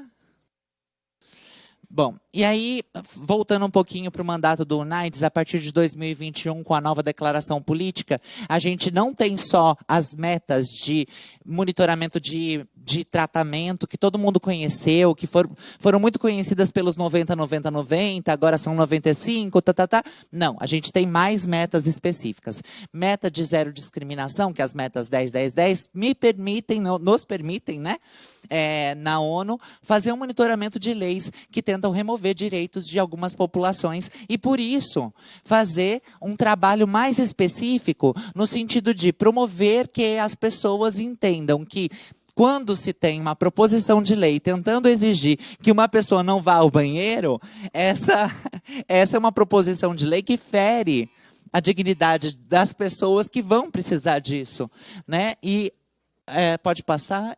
Nossa, é muito rápido o tempo aqui. É muito rápido. Então, essas são as metas que eu acabei de falar. Pode passar novamente. Por favor, mais uma. Isso. E aí aqui eu trago uma novidade que é muito importante, que é de que forma a gente faz o monitoramento das leis e de como que está a epidemia global de HIV. Eu vou pedir desculpas, porque eu vou ter que me estender um pouquinho mais, que esse é um fator muito importante. O Global Prevention Coalition é uma coalizão global para a prevenção do HIV que permite que a gente faça a coleta de dados sobre como está a prevenção a essas infecções. E a gente vai analisar vários outros fatores. A gente vai avaliar, né, se os serviços estão oferecendo saúde sexual e reprodutiva para mulheres e meninas. A gente vai avaliar se tem criminalização de comportamento das populações-chave. A gente vai avaliar cuidados de saúde evitados devido ao estigma e discriminação. E tudo isso dá para a gente um panorama mais ampliado dos resultados negativos da percepção social sobre a discriminação que alguns corpos ainda são, que para alguns corpos ainda são endereçadas. Próximo slide. Aqui, não por acaso, eu acho que esse é um slide muito importante. Aqui a gente vai ter um panorama geral de como estão a epidemia todos esses países. E não é por acaso, mas aqueles países que criminalizam pessoas LGBT têm aumentado o número de infecções. Aqueles países que fazem a criminalização de comportamentos específicos de populações mais vulnerabilizadas e marginalizadas também estão aumentando as novas infecções. Pode passar? Já os outros países que recorreram para a revogação de leis que discriminam e que embarreram o acesso, conseguiram ter resultados mais efetivos no controle da epidemia. Por isso que é tão importante que a gente olhe para esses resultados e entenda. A terapia de conversão, que a gente hoje comemora a existência dela, ou melhor, a gente comemora a proibição dessas terapias de conversão, elas são só uma outra face daquilo que a gente vê também acontecendo aqui no Brasil, que é a quantidade absurda de proposições tentando remover direitos de populações marginalizadas e mais afetadas, inclusive pela epidemia de HIV/AIDS. Bom, agora para finalizar mesmo, os impactos, as mudanças fundamentais que são necessárias ser feitas. A resposta ao HIV tem sucesso quando é baseada em uma forte liderança política. A gente precisa reconhecer o papel que as políticas públicas de HIV/AIDS tiveram para o fortalecimento da população LGBT, para o nosso advocacy, para a nossa capacidade de mobilização social. O progresso rumo ao fim da AIDS tem sido mais forte nos países e região que tem maior investimento financeiro para essa resposta. E o progresso também está diretamente relacionado à descriminalização de pessoas LGBT. Então, todos os países que ainda criminalizam sofrem com relação ao controle da epidemia. E como vocês sabem que aconteceu com a Covid-19 e vai acontecer todas as vezes que a gente não fizer o controle adequado de uma epidemia, o que acontece? Ela volta, e volta mais forte. Então, é um alerta também. É muito importante que a gente não só reconheça que a proteção das pessoas para não reversão sexual, para a não terapia de reversão, ela também precisa ter um olhar específico para toda a garantia de direitos que a gente consegue com as outras políticas públicas que preferem nos olhar sem esse olhar patologizante e discriminatório que a gente estava tão acostumado e que a gente lutou tanto para não ter mais. Com isso, agradeço mais uma vez a possibilidade de estar aqui. Muito obrigada. Obrigado, Ariadne. Eu queria também fazer algumas considerações. Afinal, inicialmente eu estava aqui na condição de colaborador, né, palestrante nessa mesa. E eu, ouvindo um pouco as falas da Mila, do Rafael, da Mila, que foi uma fala muito forte em relação à sua vivência pessoal com a questão das terapias de conversão, reversão, que a gente tem combatido e que o nome, né, a gente até conversava sobre isso, o nome mais fácil de alcançar a população são as terapias de cura gay, que acontecem no mundo e acontecem ainda no Brasil, na nossa realidade. E a gente tem várias metodologias para essas terapias acontecerem. No meu caso, eu enfrentei um perfil mais soft dessa terapia, que não era um evento construído para essa terapia, mas o evento inteiro ele desenhava a tentativa de anular, de eliminar a nossa orientação sexual, a nossa liberdade. Então, aquele evento também, ele não sai da minha cabeça, como não saiu da Mila, não sai da minha memória, e ele traz consequências realmente muito tristes para a nossa realidade, para a nossa vivência, consequências de limitação, porque aquilo tem um impacto subjetivo enorme, porque eles misturam a nossa vivência com o divino, com Deus, no meu caso, dentro da igreja evangélica, a nossa possibilidade de aceitação, de salvação, com a eliminação completa da nossa existência, da nossa sexualidade, do nosso afeto. Então, é um ataque tão grave, é uma violência tão brutal à nossa existência, porque não é só sobre o nosso afeto. É sobre a nossa capacidade de alcançar o divino, que naquele momento, que na subjetividade, na espiritualidade, tem uma importância enorme. Então é uma violência tão brutal que talvez tenha que ser uma das nossas pautas prioritárias nacionais do enfrentamento às terapias de conversão, inclusive abrindo um diálogo com um setor enorme de religiosos progressistas que não aceitam esse tipo de ataque às nossas vidas. Porque a gente sabe que muito das pessoas LGBTs que cometem suicídio, que atentam contra a sua vida, tem uma relação direta com a não aceitação. O processo de saída do armário ele é um processo muito duro. Quando a gente sai do armário, especialmente no tempo que a gente sai do armário. Porque a gente sai do armário na adolescência, em momentos muito difíceis, em momentos de incerteza, em momentos onde a gente não tem autonomia econômica, autonomia social para viver a nossa realidade, para viver a nossa identidade. Então é muito duro esse processo de violência e a gente precisa refletir sobre ele.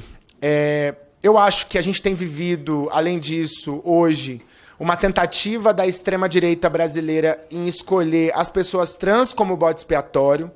Então, acho que toda a comunidade LGBTQIA+ brasileira precisa reconhecer isso, porque ao reconhecer isso, nós assumimos como prioridade a defesa da dignidade das pessoas trans no Brasil e a defesa dos direitos sociais, dos direitos civis das pessoas trans, como prioridade de toda a comunidade LGBT, assim como as pessoas trans estiveram em todas as lutas, muitas delas que não tinham relação direta com as suas vivências. Então, acho que esse também é um elemento muito importante se a gente quer reafirmar o nosso senso de comunidade. Tem um terceiro elemento que, quando a gente fala em afirmação, em nós somos o que somos, como é um dos temas que nos provoca nessa mesa, que é em que lugar a nossa pauta está localizada. E em muitos momentos da história, a nossa pauta ficou localizada no canto. A nossa pauta era aquela gordurinha para a negociação política. Então não era a pauta prioritária. Ah, não, agora vamos tirar a pauta de costumes. Ah, não, agora não é hora da pauta das identidades. Eu acho que tem que ficar muito claro que a nossa pauta política, o nosso programa, a nossa vida não é pauta de costumes. Não é pauta identitária. A nossa pauta é a pauta da democracia, dos direitos sociais, dos direitos civis, dos direitos humanos. E eu acho que nós precisamos falar isso, mesmo para aqueles atores, aqueles agentes que são dentro do campo progressista, dos partidos da esquerda, que nós não aceitamos mais a negociação da nossa agenda política, porque ela precisa ser a agenda prioritária. A gente viu agora na discussão aqui no Congresso Nacional do PL do estuprador que quando a esquerda assume uma pauta, vai para cima, debate com a sociedade, ela ganha, inclusive na opinião pública. E olha que a pauta da legalização do aborto não é uma pauta simples, não é uma pauta fácil de fazer o debate público. Nós tivemos experiências no mundo, né, Tony? A experiência da Argentina, a própria experiência dos Estados Unidos, onde o casamento igualitário foi aprovado no Congresso. Porque as grandes figuras públicas do campo social da esquerda tiveram coragem de defender essa agenda e nós precisamos também ter avanços no Congresso Nacional. Nós sabemos que tem um setor enorme aqui, centrista, que é suscetível à pressão política da opinião pública. Se a gente tem maioria social, e eu acredito que nós estamos avançando para ter maioria social, tanto é que ano passado eles saíram pelos fundos de uma comissão com um projeto que tentava acabar com o casamento homoafetivo, o casamento igualitário, e não conseguiram. Fizeram um remendo, fugindo pelos fundos porque sofreram uma derrota política no Congresso Nacional, porque tentaram mobilizar para audiências públicas contra o casamento igualitário e não conseguiram. Só tínhamos nós lá mobilizados, porque não é a pauta do povo evangélico retirar os direitos da população LGBT, é a pauta dos fundamentalistas, das falsas lideranças. Não é a pauta, o povo evangélico está preocupado com outras coisas, com seus direitos sociais, com a comida na mesa. Óbvio que se mobiliza pelo pânico moral, pelas fake news também, mas não é a pauta central do povo evangélico brasileiro. Então não se mobilizaram aqui no Congresso Nacional em torno dessa pauta. Então, quando a gente, de fato, tira a nossa agenda política do armário em todos os espaços, faz o debate de qualidade, porque nós temos excelentes quadros dentro do campo progressista que defendem as pautas LGBTQIA+. Nós temos hoje as maiores parlamentares desse país ajudando a organizar esse evento aqui, como a deputada Daiane, como a deputada Érica Hilton, que é uma referência nacional da pauta LGBT, nacional e internacional, a deputada Duda Salabert, que agora é candidata também à Prefeitura de BH, a deputada que esteve aqui e está aqui colaborando também com os trabalhos, que é a deputada federal Carla Aires. Então nós temos excelentes quadros no Brasil, nas assembleias legislativas, nas câmaras municipais, LGBTs ou não, que defendem as nossas pautas e são compromissados com essa agenda política. Então, a gente precisa fazer política fora do armário o tempo inteiro para dizer que nós não vamos retroagir para o armário, que as nossas identidades não vão ser invisibilizadas, inviabilizadas, colocadas no lugar do gueto, no lugar da humilhação, mas também que nós queremos avançar nos nossos direitos sociais e humanos. E por último, nós somos o que somos e a gente só vai conseguir realizar concretamente a nossa pauta se a gente souber quem de fato são os nossos adversários. E esse ano é ano de eleição municipal. E nós temos um setor político que a prioridade deles é agitar qualquer coisa contra a população LGBTQIA+ brasileira, que é a extrema-direita. Então, a prioridade das LGBTs brasileiras tem que ser derrotar a extrema-direita, politicamente. Derrotar nas urnas, nas ruas, em todos os espaços, porque eles estão trabalhando contra a população LGBT em qualquer caso. A gente viu agora nas Olimpíadas a forma como eles atacaram a abertura das Olimpíadas. Não era moralismo, preciosismo religioso de forma alguma. Era apenas a construção de elemento e gatilho para gerar pânico moral na sociedade e ativar setores religiosos. Não tinha interesse. Eu vi muitos desses, inclusive, que não frequentam igreja, que não têm apreço nenhum por religiosidade, só são de extrema direita, usando esse discurso religioso. Depois utilizaram como bode expiatório uma atleta que nem era trans para gerar um debate absolutamente equivocado, porque eles não têm nenhum compromisso com a defesa da justiça no esporte. Não é esse o debate deles, é outro o debate desses setores da sociedade. Então nós temos que ter compromisso. Porque a gente organizou, e eu sempre faço esse discurso, porque não tem cálculo, né, secretária, para saber quanto. O povo faz pesquisa lá no Datafolha para dizer qual o percentual da população evangélica ou católica votaram nesse naquele candidato. Mas não tem um cálculo para saber qual o percentual das LGBTs votou contra o bolsonarismo em 2022. Mas eu vou dizer o meu cálculo aqui da minha cabeça. 90%, nós tivemos um percentual muito alto, porque tinha a ver com as nossas vidas. Boa parte da população LGBT foi para a rua. Eu vi isso aqui porque eu tive a honra, o orgulho de ser o deputado distrital mais votado da história aqui do DF, do Distrito Federal, sendo gay e LGBT. Então, a população LGBT se motivou, ela se mobilizou, ela atuou para derrotar o bolsonarismo, ela é decisiva. E nós somos milhões nesse país.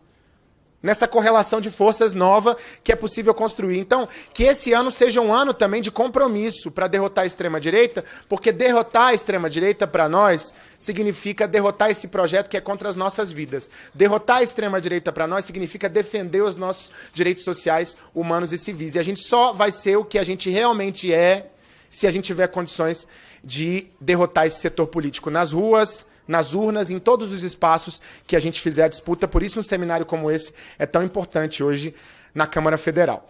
Muito obrigado. Queria agradecer a todos os membros da mesa. Peço que eles continuem aqui. E a gente vai agora passar para algumas intervenções. Eu vou precisar sair. Isso já estava avisado antes. Até fiquei mais do que eu podia aqui, porque eu tenho um compromisso agora, na hora do almoço. E aí eu vou passar para o Tiago, que ele vai continuar mediando a mesa, para que a gente possa ter algumas inscrições. Eu não sei quantas, Tiago. Vocês organizaram? Ah, tá. Escrever? Bem. E aí a gente vai... Ali atrás também tem os materiais do Conselho Federal de Psicologia. Está aqui, né? O pessoal tem os livros, todo o material que foi falado aqui antes e está ali. Então, quem tiver interesse de pegar o material, acho que é só para deixar avisado também ali como informe. E aí eu já vou passar para o Tiago para ele conduzir aí o processo das inscrições agora. Perfeito. Muito obrigado, Fábio. Só uma coisa, esse papel posso usar? Você me empresta? Qualquer um, só para anotar as pessoas aqui das inscrições. Ótimo. Ah, pronto. Perdão.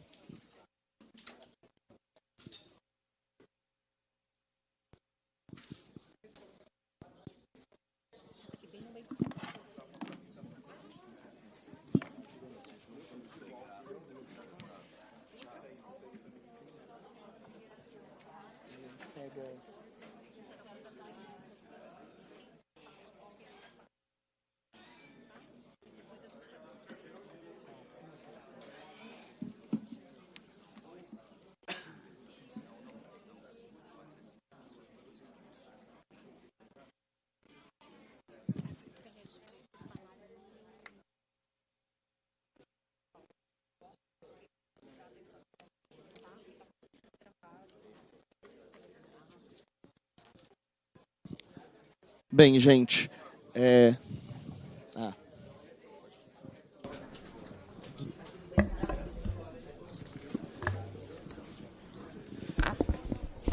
Vamos então abrir as inscrições aqui. Pelo adiantado da hora, e a gente tem uma outra mesa que vai começar 1 hora, Então, vamos pegar 5 intervenções curtinhas de uns 2 minutos? Pode ser assim? Então, estou aqui já anotando aqui. Primeira pessoa que eu vi aqui levantando, Tony.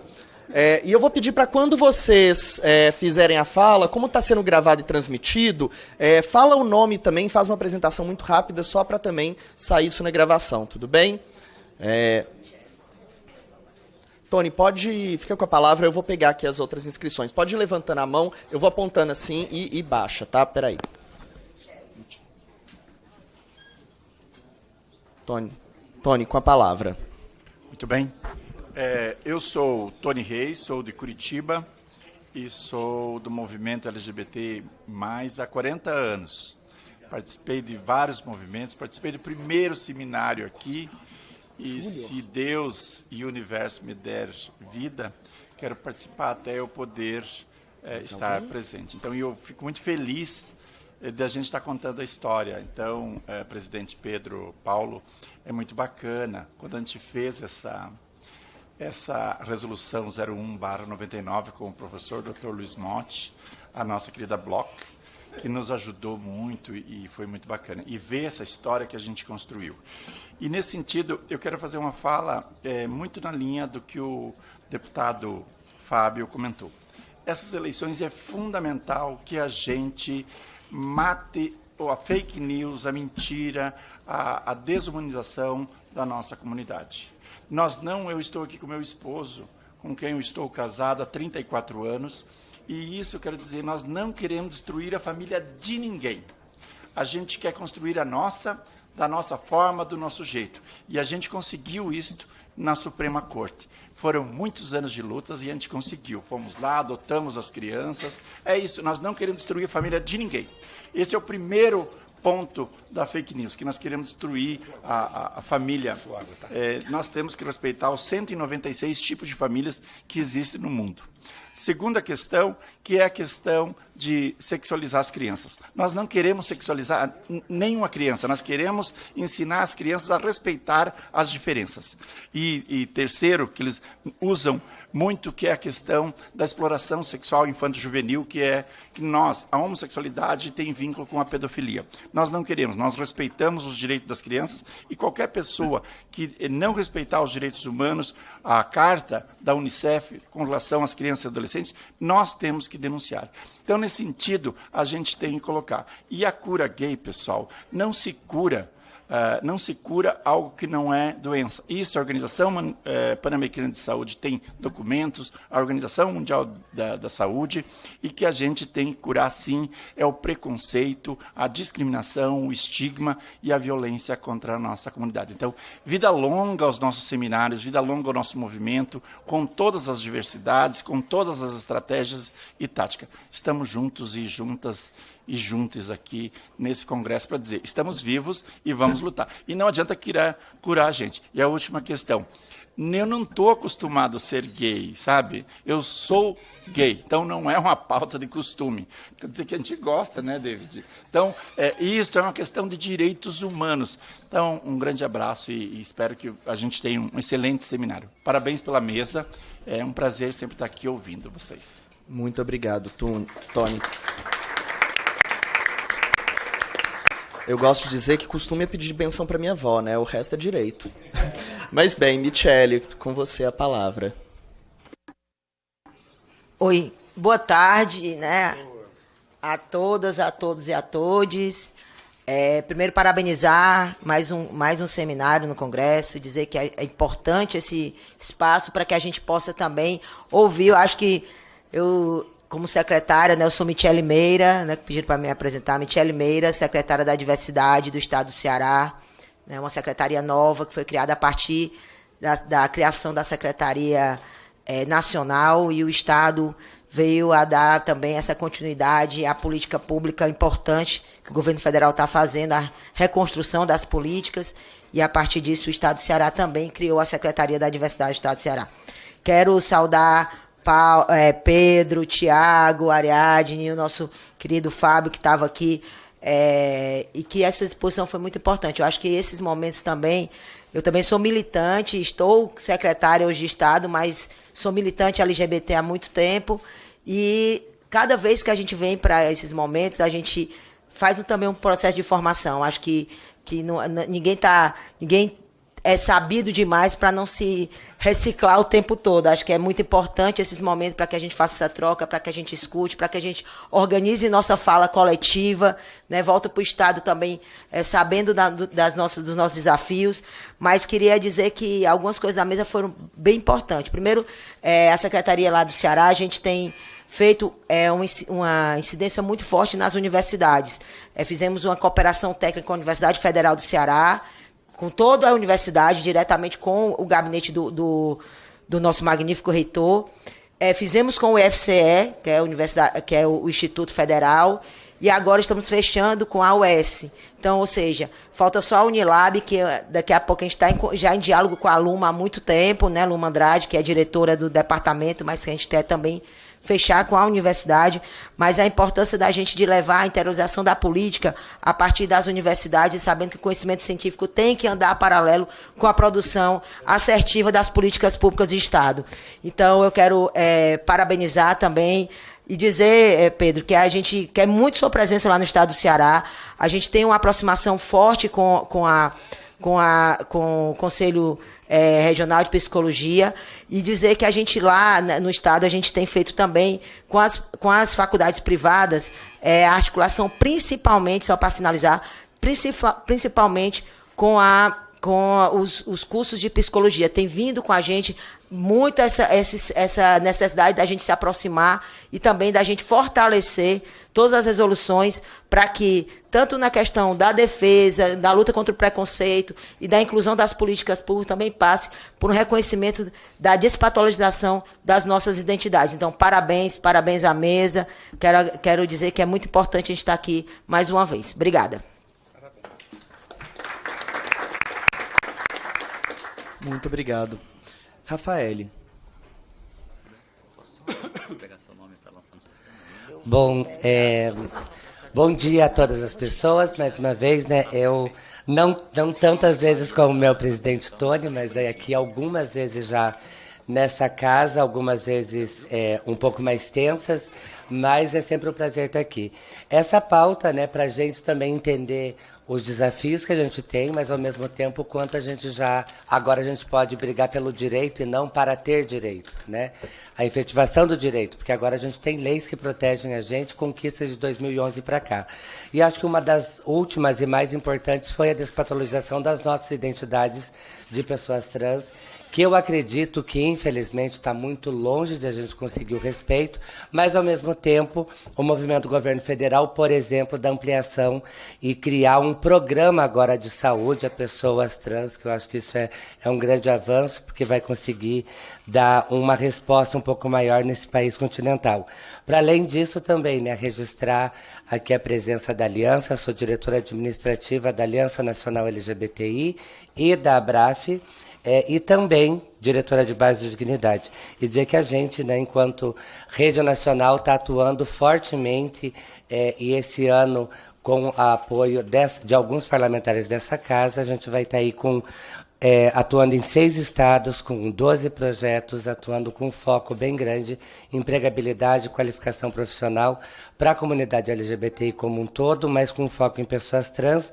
Lembrando, né, que para que a gente consiga dignidade, respeito, você também, para além de educação, para além de saúde, você tem que ter renda. Sem renda você não dá dignidade para nenhum povo. Então, acho que é isso, a gente está bem animado, vamos trabalhar muito. Parabéns a todas as pessoas, é um prazer, e eu cumprimento a mesa com a minha irmãzinha querida, Ariadne Ribeiro.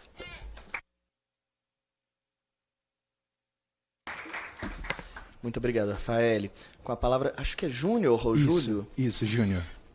Bom dia a todas as pessoas, eu sou o Júnior Braga, psicólogo de formação do Rio de Janeiro, faço parte do programa Rio Sem LGBT e Fobia, enquanto coordenador de assessoria técnica e monitoramento, mas também sou colaborador do CRP Rio, do eixo de gênero e diversidade sexual. Bom, eu queria só fazer, além de cumprimentar a mesa, fazer uma contribuição e uma reflexão sobre a importância da discussão que está sendo feita aqui nesse seminário para o combate dessas terapias de reversão, mas também do cuidado às consequências, né? Porque enquanto uma política pública, pensando lá no recorte do Rio de Janeiro, nós temos 21 equipamentos, né, com as equipes interdisciplinares, não somente com psicólogas, mas com assistentes sociais e advogadas, em que precisam, de fato, dessa orientação metodológica, prática, para o acolhimento dessas pessoas que passaram por algum tipo de tentativa dessa terapia, dita terapia de reversão.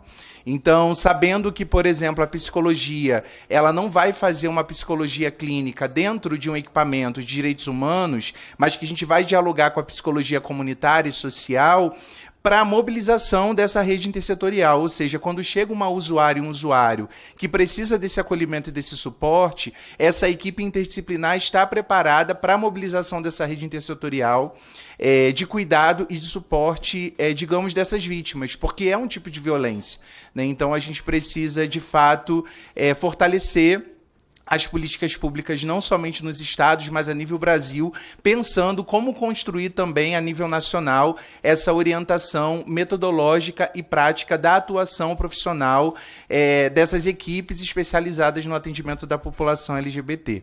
Muito obrigado.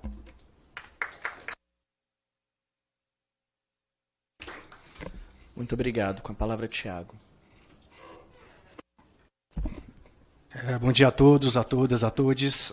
Sou Tiago Ranieri, procurador do trabalho, sou um homem gay e represento aqui a nossa Associação Nacional de Procuradores e Procuradoras do Trabalho. Quero deixar o registro e o compromisso de todos os procuradores e procuradoras do trabalho de todo o país, de todos os estados, à frente, enfim, de receber os movimentos sociais para que nós possamos construir uma agenda positiva, não só no combate às discriminações que acontecem nas relações assimétricas de trabalho, mas, sobretudo, para que a gente possa promover o trabalho decente, promover a emancipação humana desses grupos que são invisibilizados no mercado de trabalho. Nós já temos algumas iniciativas estaduais, mas a ideia é que nós possamos capilarizar essas iniciativas juntamente com os movimentos sociais para que a gente possa buscar realmente essa emancipação humana, já que vivemos numa sociedade em que o eixo trabalho é central na nossa vida. Então, parabéns pelo evento, parabéns a todos os palestrantes que me antecederam, achei fantástico. Realmente, como a colega falou, espaços assim nos afetam e esse afeto gera um movimento, né, que vai se reverberar de forma que a gente não consegue mensurar. Então, que espaços assim possam acontecer mais vezes, que nós possamos nos unir mais vezes para que a gente possa realmente buscar essa transformação social que está formalmente prevista, mas que distancialmente, né, assim, ainda muito distante de se alcançar. Então, parabéns, muito obrigado. Esse é o meu recado.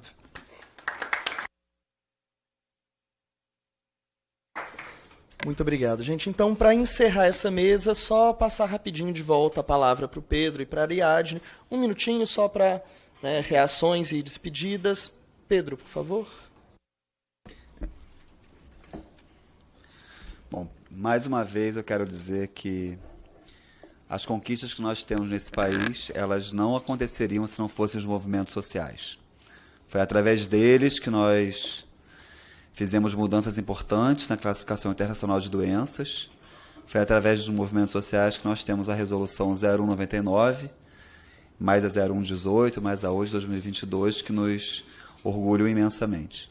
Também quero dizer que a nossa resolução ela não acaba com o problema das terapias de reversão, mas ela posiciona a psicologia brasileira, a maior do mundo, no enfrentamento a essas mesmas chamadas terapias.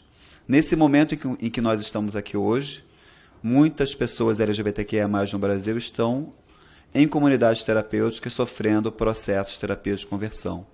É parte da nossa luta também dizer que comunidades terapêuticas não são equipamentos de saúde, não são equipamentos de assistência social, não são equipamentos que deveriam ter qualquer centavo de financiamento público. Falar sobre isso é falar também sobre os nossos corpos. E quero dizer que a psicologia brasileira, ao se posicionar, ela também produz uma série de efeitos para além dela mesma. São muitas pessoas que hoje conhecem as resoluções do Conselho Federal de Psicologia e entendem que a sua existência não é uma existência patológica, não é uma existência que precisa ser convertida em qualquer coisa. Ser a maior psicologia do mundo significa sermos mais de 500 mil de profissionais. Significa que no final dessa década seremos 1 milhão de psicólogos e psicólogas no Brasil. Significa que a cada ano nós formamos 39 mil novos psicólogos por 1.268 cursos de graduação em psicologia no país. Portanto, esta psicologia que é tão grande e que se reverbera em tantas facetas, ela precisa se posicionar e temos orgulho disso. E quero fazer um chamado. Nós somos hoje 32 profissões regulamentadas nesse país. Um chamado para que as outras 31 também se posicionem, também tenham resoluções. Hoje nós somos 10 milhões de profissionais de profissões regulamentadas no Brasil. Se 10 milhões de profissionais tivessem a posicionamento que a gente tem hoje, nós psicólogos brasileiros, talvez a gente consiga mudar uma série de coisas no cotidiano das nossas práticas. Porque a gente sabe que para a gente mudar o mundo não bastam boas leis e boas resoluções. Nós precisamos mudar as nossas práticas cotidianas e isso pode ser um bom passo caso as outras profissões também se posicionem como a gente. A gente sofreu muito com esse posicionamento. Muitos ataques, muitos posicionamentos, mas eu quero dizer que hoje, passados 25 anos, só nos resta o orgulho de termos nos posicionado. Obrigado.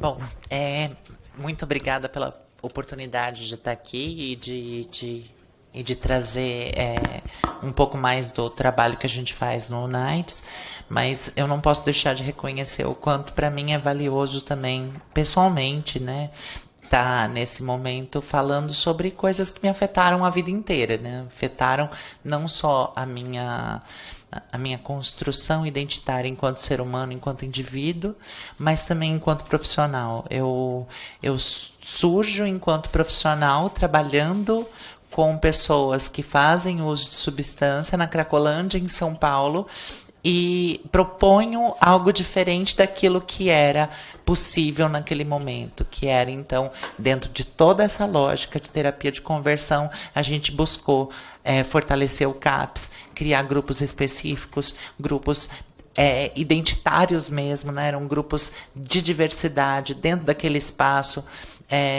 e acho que a continuação disso é como se eu chegasse aqui hoje e enxergasse a continuidade, né? É como se a vida tivesse sentido a partir do momento que eu olho para o lugar onde eu cheguei e vejo toda essa trajetória e vejo tudo que aconteceu lá atrás e vejo que ressignificar não é só viver de forma diferente aquilo que a gente não teve controle, que teve que passar.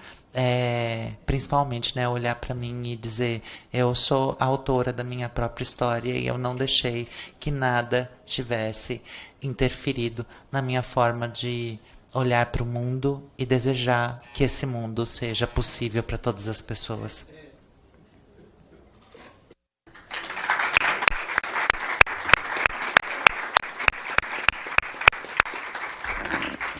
Muito obrigado. E, na verdade, quebrar um pouco o protocolo, né? Ariadne, não só ressignificar a sua vida, mas você se tornou uma profissional incrível e que atualmente, né, é a pessoa trans que ocupa o mais alto cargo dentro do sistema ONU, gente. Não é qualquer coisa, não.